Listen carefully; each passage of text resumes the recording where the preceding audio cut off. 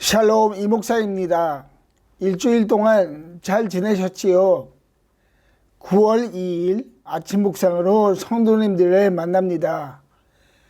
9월이 가까이 오니 아침 저녁으로 쌀쌀한 날씨가 되었습니다. 코로나와 더불어 개들 독감도 조심해야 되는 시기입니다. 매일 강건하시기를 기도합니다. 지난주에는 에스라 5장 1절에서 2절까지의 말씀을 통해 영적 침체에 있는 하나님의 백성들이 다시 일어나야 한다는 것을 나누었습니다. 오늘은 에스라 6장 6절에서 7절까지의 말씀입니다.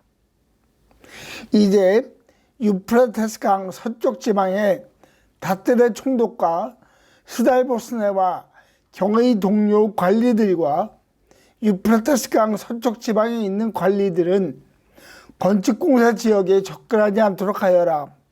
성전 짓는 일을 막지 말고 유다의 총독과 원로들이 자기들의 성전을 예터에 짓도록 그대로 두어라. 아멘. 학개와 스가랴가 성전 건축을 독려하자 주변에 사는 백성들이 이를 시기합니다. 닷들의 총독과 스달보스네와 그의 동료 관리들이 모여서 왕에게 상소문을 올립니다. 그 상소문의 내용은 유다 백성이 성전을 재건하려고 하는데 그들의 주장에 의하면 고레스 왕이 그러한 명령을 내렸다고 하니 확인해 달라는 것입니다. 그런데 그들의 주장은 단순히 확인에 그치는 것이 아니라 사실은 이들의 행동이 정치적 행동이니 왕이 허락하지 말아야 한다는 것입니다. 그런데 다리우스 왕은 이스라엘 백성이 성전을 짓는 것에 동의하고 그 일을 막지 말라고 명령을 합니다. 이 말씀을 통해 두 가지를 생각해 보려고 합니다. 먼저는 하나님은 가장 높으신 권세를 가지신 분이라는 것입니다. 당시 다리우스는 가장 큰 힘과 권력을 가진 자였습니다. 그는 활발한 정복 활동을 통해 이집트와 그리스 일부를 포함하는 광활한 지역을 다스린 왕입니다. 세상에서 볼 때에는 가장 높은 왕이고 감히 도전할 수 없는 권력을 가진 자입니다. 그러나 하나님께서 그의 삶에 간섭하셨습니다. 그가 고레스 칙령을 발견했을 때 그는 그 칙령을 무시할 수도 있었습니다. 그러나 하나님은 다리우스의 마음에 개입하셨습니다. 그가 정직하게 고레스의 명령을 받아들이게 하셨고 그 명령대로 행하도록 그의 마음을 주장하신 것입니다. 이러한 하나님의 개입하심은 이방 왕을 향한 하나님의 개입하심은 에스라 1장에도 나옵니다. 페르시아 왕 고레스는 다음과 같이 선포한다. 하늘의 주 하나님이 나에게 이 땅에 있는 모든 나라를 주셔서 다스리게 하셨다. 또 유다에 있는 예루살렘에 그의 성전을 지으라고 명하셨다. 고레스는 세상에서는 높은 왕이었지만 인정하는 것이 있습니다. 이 세상에서는 자기를 높은 왕이라고 부르지만 자신보다 더 높은 분이 있다는 것입니다. 그는 하늘의 주 하나님이라고 말합니다. 그리고 그 하나님이 자신에게 은혜와 능력을 주셔서 큰 권세를 주셨다고 말합니다. 하나님을 알지 못하는 이방의 왕이 하나님을 인정합니다. 분명한 하나님의 간섭하심입니다. 하나님은 그를 믿지 않는 자들의 마음도 움직이시는 분입니다. 믿지 않는 자들도 하늘의 주 하나님이라고 고백하게끔 하시는 분입니다. 그래서 하나님은 가장 높으신 분이시고 하나님보다 높은 권세를 가진 자는 이 세상에 아무도 없습니다. 그 어떤 위대한 왕도 우상도 하나님보다 강하지 못하고 오히려 하나님의 개입하심 속에 있다는 것을 성경은 말합니다. 사탄도 하나님의 개입하신 가운데 있음을 욥기를 통해 볼 수 있습니다. 가장 높으신 하나님이 하신 일이 있습니다. 그것은 구원의 권세를 베푸셨다는 것입니다. 생명을 살리신 것입니다. 그 어떤 높은 왕도 우상도 생명을 살리지는 못합니다. 그들의 한계입니다. 그러나 하나님에게는 생명을 살리는 권세가 있습니다. 그 권세는 바로 예수님을 통해 완성되었고 예수님의 죽으심과 부활하심을 믿는 이 세상 모든 사람은 영원한 생명을 갖게 된 것입니다. 우리가 믿는 하나님이 이렇게 크고 위대하신 분입니다. 그렇게 하나님을 믿는 자로서 저희들이 해야 할 일은 하나님의 이름을 높이는 것입니다. 시편 113편 3, 4절은 다음과 같이 말합니다. 해 뜨는 데서부터 해 지는 데까지 주님의 이름이 찬양을 받을 것이다. 주님은 모든 나라보다 높으시며 그 영광은 하늘보다 높으시다. 아멘. 시편 기자는 하나님의 간섭하심이 해 뜨는 데부터 해 지는 데까지 있다고 고백합니다. 모든 공간을 말합니다. 하나님의 손길이 닿지 않은 곳은 이 세상 그 어디에도 없습니다. 그렇게 온 세상은 하나님의 영광을 볼 일로 가득 차 있는 것입니다. 저희들이 사는 곳에서도 하나님의 권세와 영광을 볼 일이 가득 차 있습니다. 때로 이해되지 않는 상황을 마주하더라도 우리가 흔들리지 말아야 할 이유가 바로 여기에 있습니다. 하나님은 그 상황 가운데 간섭하실 것입니다. 하나님은 그 상황을 해결하실 것입니다. 그래서 하나님의 영광을 명확히 보게 되고 알게 되기를 원하십니다.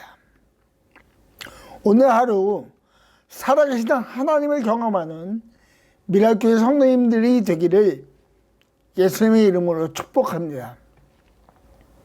다음으로 하나님은 위기를 기회로 바꾸시는 분이라는 것입니다. 예루살렘에 성전을 짓는 데 있어서 다튼의 스달보스와 그의 동료들의 거듭된 압박과 회유가 있었습니다. 그들은 다리우스 왕에게 상소문을 올립니다. 그 상소문은 성전 건축을 막아달라는 것입니다. 이는 이스라엘 백성에게는 커다란 위기입니다. 그들이 바벨론으로부터 다시 돌아온 이유도 성전을 짓기 위해서인데 그 일이 중단되면 이스라엘 백성의 삶의 목적을 잃어버릴 것은 분명한 사실입니다. 그들은 하나님이 택하신 백성인데 하나님의 임재가 가득한 성전의 모습을 보지 못할 것입니다. 이러한 위기가 기회로 바뀌었습니다. 다리우스 왕이 그 일을 허락한 것입니다. 다리우스 왕의 경험만이 아니라 성경 곳곳에는 위기에서 기회로 바꾸신 하나님의 이야기가 기록되어 있습니다. 요셉을 보십시오. 그의 삶은 위기의 연속이었습니다. 형들의 미움을 받아 애굽으로 팔려갑니다. 애굽에서 감옥살이 합니다. 그러나 하나님은 그 위기를 하나님의 방법으로 바꾸십니다. 왕의 꿈을 해몽한 요셉은 애굽의 총리가 됩니다. 신약 성경에서도 위기에서 기회로 전환시키신 하나님의 역사를 볼 수 있습니다. 사도행전 8장 1절입니다. 그날에 예루살렘 교회에 큰 박해가 일어났다. 그래서 사도들 이외에는 모두 유대 지방과 사마리아 지방으로 흩어졌다. 예루살렘에 있는 성도들을 향한 큰 어려움이 있었습니다. 예수님이 주님이시고 부활하셔서 율법을 완성하셨던 사실을 거부한 그의 동족들이 그들을 핍박합니다. 예수를 믿는 사람들은 옥에 갇히기도 하고 예수님을 전한 스데반은 돌로 맞는 죽음을 맞이합니다. 그리고 이러한 핍박은 더욱 심해져서 마침내 예수님을 믿는 자들이 예루살렘을 떠날 수밖에 없게 되었습니다. 위기입니다. 그런데 이 위기가 기회가 됩니다. 이들이 흩어졌기에 하나님의 나라가 확장될 수 있게 되었습니다. 이들이 흩어졌기에 예수님께서 말씀하신 성령이 너에게 내리시면 너희는 능력을 받고 예루살렘과 온 유다와 사마리아에서 그리고 마침내 땅끝까지 이르러 내 증인이 될 것이다 라는 그 예수님의 말씀이 온전히 성취되었습니다. 요셉 이야기나 초대교회 성도님들의 이야기는 바로 우리들의 이야기입니다. 우리의 삶에도 많은 위기가 있습니다. 때로 그 위기는 절대로 극복할 수 없는 것 같이 보일 때도 있습니다. 그러나 그런 위기 가운데 생각할 하나님의 말씀이 있습니다. 창세기 39장 2절입니다. 주님께서 요셉과 함께 하셨다. 하나님이 함께 하신다는 것입니다. 요셉과 함께 하신 하나님은 저희들과도 함께 하십니다. 하나님이 저희들이 겪을 그 위기의 상황을 모두 알고 계신다는 것이고 그 위기의 상황 가운데 함께 하신다는 것입니다. 이는 그 위기의 상황이 이미 해결되었다는 것을 의미합니다. 왜냐하면 하나님의 주권과 능력 안에 그 일이 있기 때문입니다. 그래서 사도 바울은 고린도 교회 성도님들에게 다음과 같이 편지합니다. 여러분은 사람이 흔히 겪는 시련밖에 다른 시련을 당한 적이 없습니다. 하나님은 신실하십니다. 여러분이 감당할 수 있는 능력 이상으로 시련을 겪는 것을 하나님은 허락하시지 않습니다. 하나님께서는 시련과 함께 그것을 벗어날 길도 마련해 주셔서 여러분이 그 시련을 견뎌낼 수 있게 해주십니다. 아멘. 고린도 교회 성도님들에게도 많은 위기와 시련이 있었을 것입니다.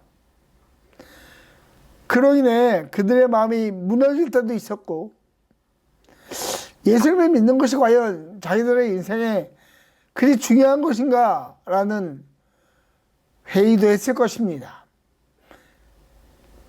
감당할 수 없는 위기와 시련 때문에 때로 하나님을 원망하였을지도 모릅니다.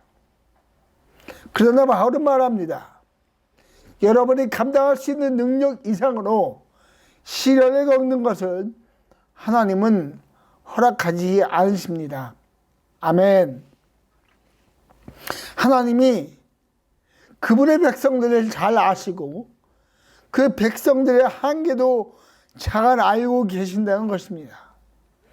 그래서 그 백성들을 보호하시고 인도하십니다. 하나님은 절대로 우리가 감당할 수 없는 위기를 허락하는 분이 아니시라는 것을 굳게 믿으시기 바랍니다.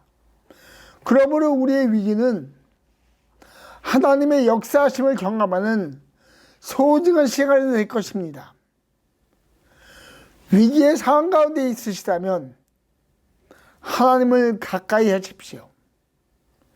위기의 때에 하나님께서 나와 함께 하시고 그 일을 해결해 주신다는 주님의 역사를 경험하십시오. 이미 하나님이 해결하셨다는 믿음으로 새로운 길을 열어주실 하나님을 더 깊이 만나시는 미랄교회 성도님들 되시기를 예수님의 이름으로 축복합니다. 기도하겠습니다. 만왕의 왕이시요 만주의 주이신 하나님을 찬양합니다. 그 하나님이 나의 하나님임을 찬양합니다. 그 하나님이 나를 하시며 감당하지 못할 시험을 주지 않는 자비의 하나님이심을 경험하는 하루 될 수 있도록 우리 미랄교회 모든 성도님들을 축복하여 주십시오. 예수님의 이름으로 기도하였습니다. 아멘.